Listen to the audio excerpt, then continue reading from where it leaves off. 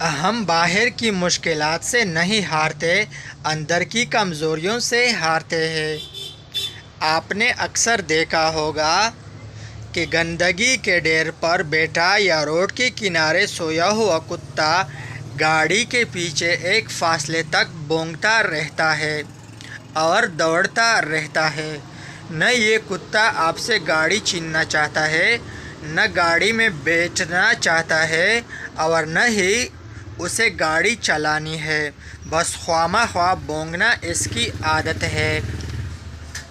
ایسے ہی زندگی کے سفر میں جب آپ اپنی منزل کی طرف رواں دواں ہیں تو کچھ ایسے عادات کے لوگ بنا کسی مقصد کے آپ کی راہ میں رکاوٹ پیدا کرنے کی کوشش کرتے ہیں۔ اس لیے جب آپ اپنی منزل کی طرف رواں دواں ہو اور لوگ آپ کی راہ میں رکاوٹیں ڈالنے کی کوشش کریں تو اسے الجھنے کے بجائے اپنی منزل کی طرف رواں دواں رہیں۔ انشاءاللہ کامیابی آپ کی منتظر رہے گی۔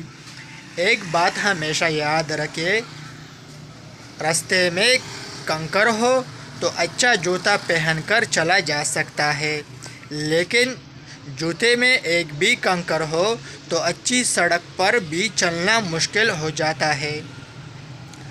ہم باہر کی مشکلات سے نہیں، اندر کی کمزوریوں سے ہارتے ہیں۔ ہماری سوچ اور خیالات ہی ہمارا مستقبل طے کرتے ہیں۔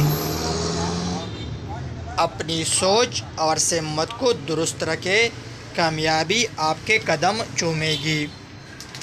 دیکھیے، کامیابی بہت ہی کٹھن راستے اور بہت سے ایسے باتیں جو آپ کو ناخوشگوار لگے، ان کو برداشت کرنے سے ہی ملتا ہے۔